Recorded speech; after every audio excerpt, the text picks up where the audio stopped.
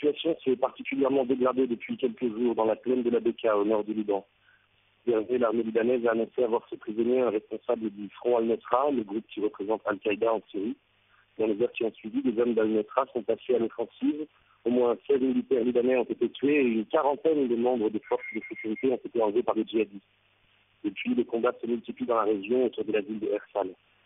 Bien que sous-équipée, l'armée libanaise multiplie les raids pour repousser les rebelles au-delà de la frontière syrienne. Une entreprise complexe puisque nombre de ces djihadistes se dissimulent dans des camps de réfugiés syriens sur le sol libanais. Tous les habitants qui le peuvent ont fui et la tension a monté d'un cran, même à Beyrouth où les militaires sont plus présents que jamais. Les quartiers abritant des bâtiments importants sont régulièrement bloqués à la circulation et les lieux d'ordinaire festifs sont peu fréquentés. À Ersal, Al-Nosra serait soutenu par le tristement célèbre État islamique qui fait régner la terreur en Irak et en Syrie. Leur but ultime au Liban semble être de monter la population sunnite contre la milice chiite du Hezbollah qui soutient le régime syrien.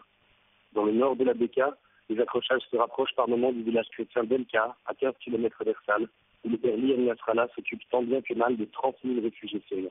Il ne cache pas son inquiétude. Les derniers jours, la vie à la paroisse, ce n'est pas normal. Nous avions beaucoup de soucis que la guerre rentre à terre. Il y a beaucoup de familles qui sont parties envers des endroits où il y a la paix, comme par exemple à Beyrouth. Et les jeunes sont obligés de faire la garde ou bien de garder la paix la nuit et le jour.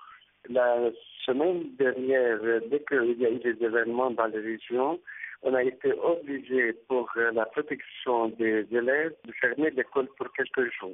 Mais en face, nous essayons de donner toujours de l'eau potable avec un puits qui est très généreux pour tout le village, pour tous les habitants Akka, libanais et syriens. Et il y a à Akka presque 30 000 réfugiés syriens et il y a à Ersal aussi presque 130 000 réfugiés syriens. À Elka, on a accueilli les réfugiés avec beaucoup d'amour.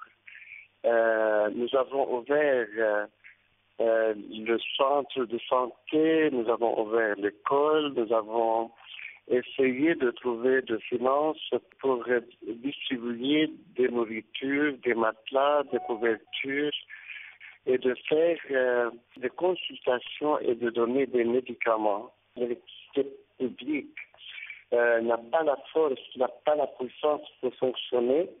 Et comme ça, on est obligé de fonctionner les générateurs pour pomper de l'eau potable et d'irrigation, et ce qui coûte cher.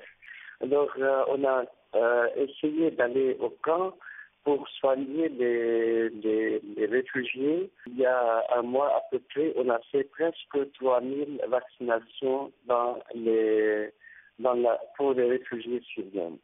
Confirmer les chrétiens dans ces pays, vraiment, c'est un besoin très important. Et on est dans une période aussi douloureuse. Il y a grand besoin pour appuyer les chrétiens à rester chez eux. Et pour que tout le monde travaille vraiment pour la paix dans tout l'Orient.